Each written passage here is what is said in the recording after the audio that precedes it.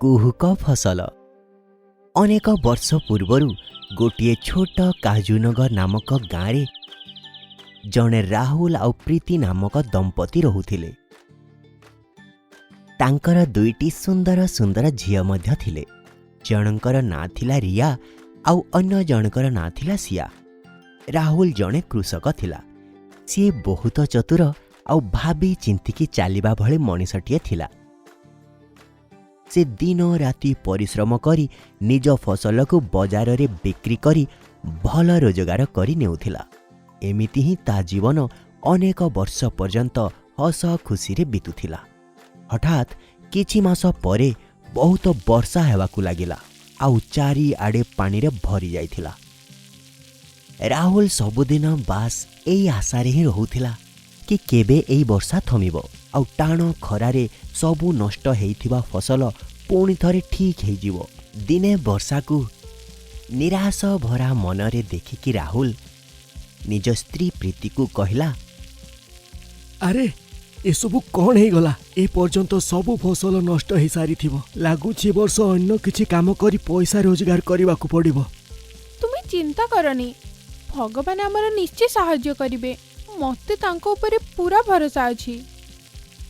प्रीति एतिकी कहि सारी रोसेई करिबा पई रोसेई घर को चली गला। किंतु राहुल सेई झरका पाखरे ही बसी वर्षा रहिबार अपेक्षा करी करी सेठी चौकी रे ही बसी बसी सोई पड़िला। परदिन सकाळे जेतेबेले से उठिला आउ झरकारु बाहर आड़कू देखिला तो तार खुशी रे आउ सीमा रहिलानी। पूरा आकाश सफा आउ पूरा सफा टाण खरा आउ चारियाडे खुशीर परिवेश थिला। राहुल शीघ्र गाधेई सारी आउ खेत पाई जिनिस धरी खेत आड़कू बाहरी पड़िला। खेत आड़कू देखिला मात्रे ही तार सबू खुशी दुखरे परिणत हो गला। आउ से सेठी गोटिए बड़ पथर उपरे बसी भाबिबाकू लागिला। सेतिकी बेले ता सांग नितिन कहिला, अरे केमिति अछु राहुल? बहुत दुखी लागुचु। कौन हैला? कथा कौन? अरे कौन कहिबी भाई, जहा साहाय्य जीवन बीतुथिला से सबु तो नष्ट हो गला। एबे गुजराण केमिति मेंटेबी? एबे तू मो पई किछि काम खोजी पारिबु तो उपकार हबो। तू चिंता करनी, मो भाईर दुकान रे जने देखारेखा करवा लोक दरकार अछि। चल मु तते तांको सहित भेट करि दउची। नीति निज बड़ भाईंको पाखकू राहुल को नेकी गला। रास्ता रे गला बेलकू तांकू नदी कूलरे किछि पिला माने देखागले, जेउ माने गोटिए छोट कइंचकू नईरू बाहर करी ताकू हैरान करुथिले। सेतिकी बेले राहुल तांको पाखकू जाई तांकू बुझेइला, कौन करूछ तुमे माने? एमिति कोनोसी मुक जीव को हैरान करिबा ठीक कथा नुह। राहुल रो एमिति कथा सुनी पिला माने किछि न कही सेठारु चली गले। आउ राहुल से कइंछकू पानी रे छाड़ी देला। जेमिति कइंछ नई भीतर को गला से मां लक्ष्मी को रूप रे बदली गला। एई सबु देखी राहुल आउ नितिन आश्चर्य चकित ही गले। सेतिकी बेले मां लक्ष्मी कहिले, पुत्र तुमर अशेष अशेष धन्यवाद। अनेक दिनर बहुत वर्षा कारणरू नदीर पानी सबु कूल लंघी जाइथिला, जहाद्वारा मु मध्य स्रोत सहित से पर्यंत बही जाइथिली। तुमे मोर जीवन रक्षा कल। मु तुम दुई जनकर गोटिए गोटिए इच्छा पूर्ण करिबी। सेतिकी बेले नितिन पाटी कला आउ निजर इच्छा कहिबाकू लागिला। मु चाहूची कि मो पूरा खेत सुना रहे जाऊ। तथास्तु नितिन, तुमर इच्छा निश्चय पूर्ण हेबो। अरे राहुल, तुमे एते गभीर चिंता रे काहे की? तुमर कौन इच्छा अछि मागी नियो। राहुल बहुत भाभी चिंती लक्ष्मी को कहला,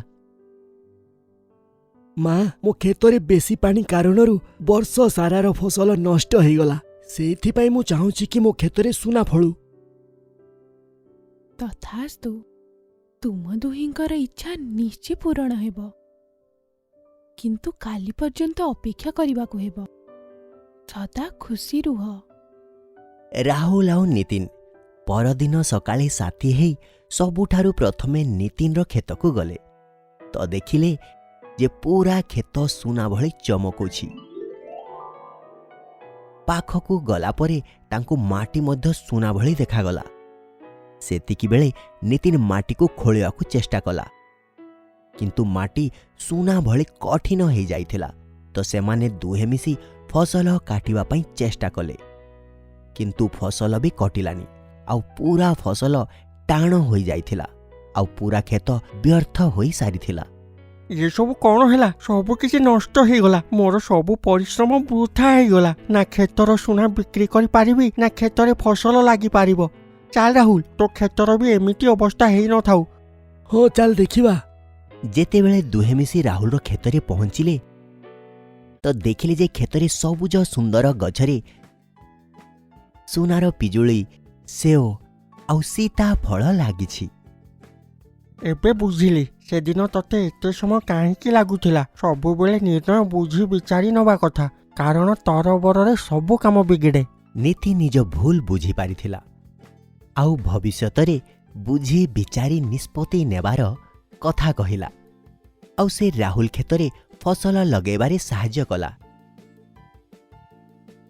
ଆଉ ଦୁହେଁ ମିଶି ସୁନାର ବ୍ୟବସାୟୀ ହୋଇଗଲେ।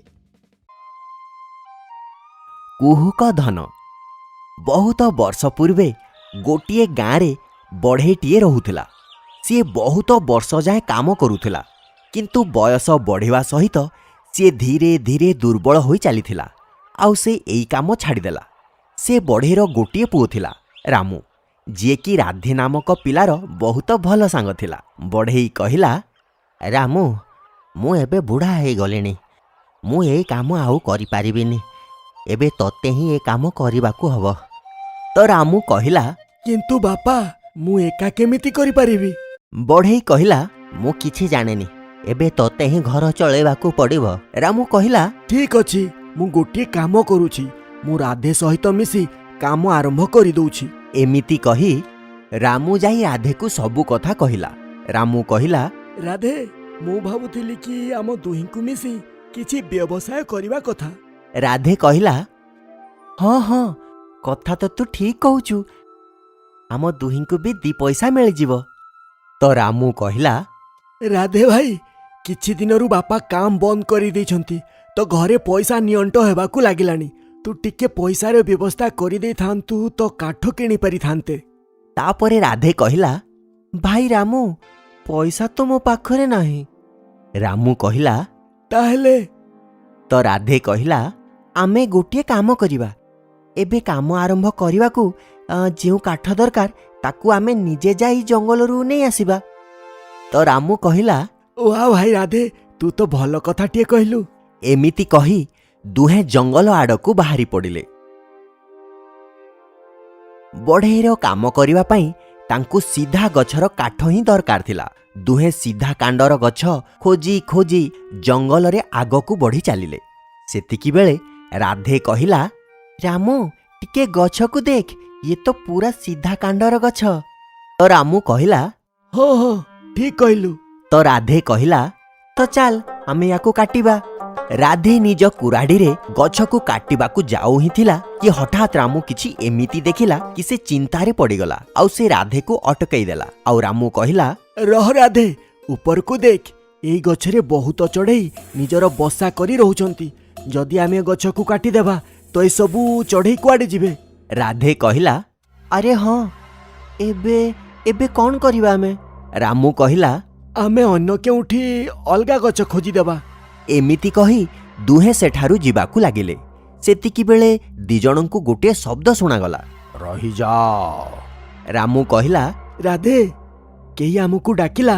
ରାଧେ କହିଲା, କିଏ ଜାଣି ଭାଇ, ମୋତେ ତ ଗଛରୁ ଶବ୍ଦ ଶୁଣାଗଲା, କିନ୍ତୁ ଗଛ କେମିତି କଥା ହବ? ପୁଣି ଗଛ କହିଲା, ମୁଁ ହିଁ ତୁମକୁ ଡାକିଛି। ଗଛର କଥା ଶୁଣି ଦୁହେଁ ଚମକି ପଡ଼ିଲେ। ଗଛ କହିଲା, ଡରନି, ମୁଁ କୋଉ ସାଧାରଣ ଗଛ ନୁହେଁ, ମୁଁ ଗୋଟିଏ କୁହୁକ ଗଛ। ଏବେ ଯେଉଁ ତୁମେ ମୋ ଚଢ଼େଇମାନଙ୍କର ବସାକୁ ବଞ୍ଚେଇଛ, ଏଇଆ ଦେଖି ମୁଁ ବୁଝିସାରିଛି କି ତୁମେ ଦୁହେଁ ଗରିବ କିନ୍ତୁ ସଫା ହୃଦୟର ମଧ୍ୟ, ଆଉ ମୁଁ ତୁମକୁ ପୁରସ୍କାର ଦେବାକୁ ଚାହୁଁଛି। ଏମିତି କହି ଗଛ ଦୁହିଁଙ୍କୁ କାଠରେ ତିଆରି କୁହୁକ ଖଟ ଦେଲା। ଆଉ କହିଲା, ଏଇ ଖଟ ତୁମକୁ ଗୋଟିଏ ବହୁତ ବଡ଼ ଗୁପ୍ତ ଧନ ଆଡ଼କୁ ନେଇକି ଯିବ। ସେଠି ବହୁତ ଗୁଡ଼ାଏ ଧନ ଅଛି। ତୁମକୁ ଯାହା ବି ଦରକାର ସେଇଠୁ ନେଇଯିବ। କିନ୍ତୁ ହଁ, ମନେ ରଖିବ, ଏ ଖଟ ବେଶୀ ଓଜନ ସହିପାରିବନି। ଦୁହେଁ ଗଛ କଥା ଶୁଣିଲେ ଆଉ ବୁଝିଗଲେ। ଆଉ ତାପରେ ବଡ଼ ଆଶା ସହିତ ନିଜ ନିଜ ଖଟ ଉପରେ ଦୁହେଁ ବସି ପଡ଼ିଲେ। ଯେମିତି ଦୁହେଁ ଖଟ ଉପରେ ବସିଲେ, ଖଟ ଉଡ଼ିବାକୁ ଲାଗିଲା। ରାମୁ ଆଉ ରାଧେ ଆଶ୍ଚର୍ଯ୍ୟ ହୋଇ ଏପଟ ସେପଟ ଦେଖିବାକୁ ଲାଗିଲେ। ସେତିକିବେଳେ ହଠାତ୍ ସେ ଦୁହିଁଙ୍କ ଆଖି ଗୋଟିଏ ଛୋଟ ଗାଈ ଉପରେ ପଡ଼ିଲା। ସେ ପାଣିରେ ବୁଡ଼ି ଯାଉଥିଲା। ତ ରାମୁ କହିଲା, ରାଧେ ଭାଇ, ସେଠି ଗୋଟିଏ ଛୋଟ ଗାଈଟିଏ ପାଣିରେ ବୁଡ଼ି ଯାଉଛି। ଆମେ ଚାଲ ତାକୁ ବଞ୍ଚେଇବା। ରାଧେ କହିଲା, ହଁ ଠିକ୍ କଥା, ଚାଲ ମୁଁ ୟାକୁ ମୋ ଖଟ ଉପରେ ବସେଇ ନେବି। ଏମିତି କହି ରାଧେ ଗାଈକୁ ବଞ୍ଚେଇ ନେଲା ଆଉ ନିଜ ଖଟରେ ଜାଗା ଦେଇଦେଲା। ଟିକେ ଆଗକୁ ଗଲା ପରେ ରାଧେ ଦେଖିଲା କି ଗୋଟିଏ ଛୋଟ କୁକୁରଟିଏ ବୁଡ଼ି ଯାଉଛି। ତ ରାମୁ କହିଲା, ଆରେ ଇଏ ବିଚରା ତ ମରିଯିବ, ମୁଁ ୟାକୁ ବଞ୍ଚେଇ ନିଏ। ଏମିତି କହି ରାମୁ କୁକୁରକୁ ବଞ୍ଚେଇବା ପାଇଁ ନିଜ ଖଟରେ ଜାଗା ଦେଇଦେଲା। ଦୁହେଁ ଭାବିଲେ କି ନଦୀ ପାରି ହେଲା ପରେ ସେ ଦୁହିଁ ଜୀବଙ୍କୁ ସୁରକ୍ଷିତ ସ୍ଥାନରେ ରଖିଦେବେ। କିନ୍ତୁ ଯେମିତି ଦୁହେଁ ନଦୀ ପାରି ହେଲେ, ସେମାନେ ଦେଖିଲେ ସେଠି ବହୁତ ବନ୍ୟଜୀବମାନେ ଅଛନ୍ତି, ଯିଏକି ଦୁହିଁଙ୍କୁ ଖାଇଯିବେ। ସେତିକିବେଳେ ରାମୁ କହିଲା, ରାଧେ, ଏବେ ଗାଈ ଆଉ କୁକୁରର କ'ଣ କରିବା? ତ ରାଧେ କହିଲା, ଯଦି ଆମେ ୟାଙ୍କୁ ଏଠି ଛାଡ଼ିଦେବା ତ ଇଏ ପଶୁମାନେ ୟାଙ୍କୁ ଖାଇଯିବେ, ତ ଆମେ ୟାଙ୍କୁ ନିଜ ସହିତ ହିଁ ନେଇଯିବା। ତ ରାମୁ କହିଲା, ହଁ ଠିକ୍ କଥା। ଖଟ ଉଡ଼ି ଉଡ଼ି ଗୋଟିଏ ଗୁମ୍ଫା ଭିତରେ ପଶିଗଲା। ଆଉ ସେଠାରେ ସେମାନେ ଦେଖିଲେ କି ବହୁତ ସୁନା ଆଉ ରୂପାର ମୁଦ୍ରା ଅଛି। ତ ରାମୁ କହିଲା, ରାଧେ, ମୁଁ ଏଇ ମୁଦ୍ରାକୁ ମୋ ବ୍ୟାଗରେ ଭରି ନଉଛି, ତୁ ବି ଭରି ନେ। ତ ରାଧେ କହିଲା, ଠିକ୍ ଅଛି। ଦୁହେଁ ନିଜ ନିଜ ବ୍ୟାଗରେ ମୁଦ୍ରା ଭରି ନେଲେ। କିନ୍ତୁ ଯେମିତି ଦୁହେଁ ଫେରିବାକୁ ଲାଗିଲେ, ତାଙ୍କ ଖଟ ପଡ଼ିଗଲା। ସେତିକିବେଳେ ରାମୁ କହିଲା, ଆରେ ଆମ ଖଟ ତ ବେଶୀ ଓଜନ ଉଠେଇ ପାରିବନି। ତ ରାଧେ କହିଲା, ଆରେ ହଁ, ଏବେ କ'ଣ କରିବା? ତ ରାମୁ କହିଲା, ଭାଇ, ଆମେ ତ ପାଣି ଭିତରୁ ଏମାନଙ୍କୁ ବଞ୍ଚେଇ ନେଲେ। ଏମିତି କରି ଆମେ ତ ଥରେ ୟାଙ୍କୁ ଜୀବନ ବଞ୍ଚେଇ ସାରିଛେ। ଏବେ ଦ୍ୱିତୀୟ ଥର ନ ବଞ୍ଚେଇ ପାରିଲେ ବି କ'ଣ ହବ? ଏମିତି କହି ରାମୁ ସେ କୁକୁରକୁ ସେଇଠି ଛାଡ଼ିଦେଲା। ତ ପୁଣି ରାଧେ କହିଲା, ରାମୁ ତ ଠିକ୍ କହୁଛି, କିନ୍ତୁ ମୋ ମନ ମାନୁନି। ମୁଁ ଗୋଟିଏ କାମ କରେ, କିଛି ମୁଦ୍ରା ଏଠୁ ନେଇନିଏ, ଆଉ ସେ ମୁଦ୍ରାରୁ କାଠ କିଣି ଫର୍ଣ୍ଣିଚର ବନେଇବି। ଏମିତିରେ ରୋଜଗାର ବି ହେଉଥିବ ଆଉ ଗାଈର ଜୀବନ ବି ବଞ୍ଚିଯିବ। ଏମିତି ଭାବି ରାଧେ କିଛି ମୁଦ୍ରା ନିଜ ପକେଟରେ ଭରିନେଲା ଆଉ ଗାଈକୁ ନିଜ ସହିତ ନେଇ ଫେରିଆସିଲା। ଦୁହେଁ ଗଛ ପାଖକୁ ଫେରିଆସିଲେ। ସେତିକିବେଳେ ରାମୁ କହିଲା, ଇଏ କ'ଣ? ମୋ ମୁଦ୍ରା ସବୁ ପଥର ହେଇଯାଇଛି। ମୋ ସହିତ ଛଳନା ହେଇଛି। ତ ରାଧେ କହିଲା, କିଛି କଥା ନାହିଁ ଭାଇ, ମୁଁ କିଛି ମୁଦ୍ରା ନେଇ ଆସିଛି, ଆମେ ମିଶିକି ସେଥିରୁ କାଠ କିଣିବା।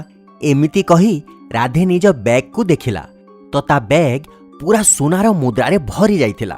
ସେତିକିବେଳେ ରାମୁ ରାଗିକି କହିଲା, ମୋ ସହିତ ଅନ୍ୟାୟ କାହିଁକି କଲ?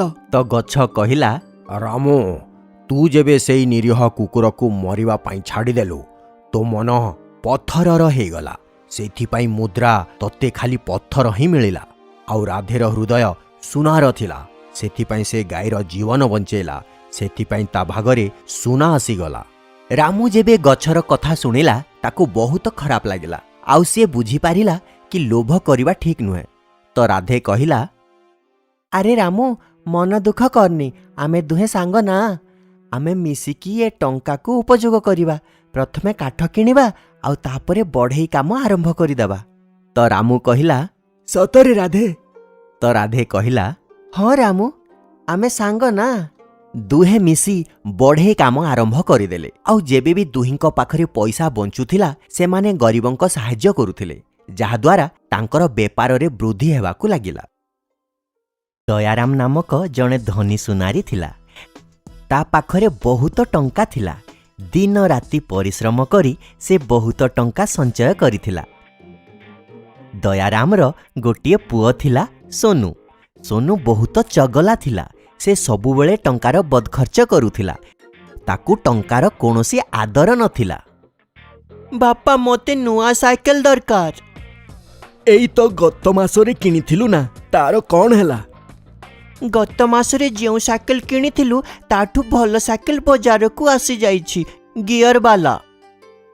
ଦୟାରାମ ନିଜ ପୁଅର ଦାବି ଶୁଣି ଶୁଣି ସେ ହଇରାଣ ହୋଇଯାଇଥିଲା ଆଉ ଜାଣିଥିଲା କି ଏମିତି ଟଙ୍କାର ବଦଖର୍ଚ୍ଚ କରିବା ଠିକ୍ କଥା ନୁହଁ।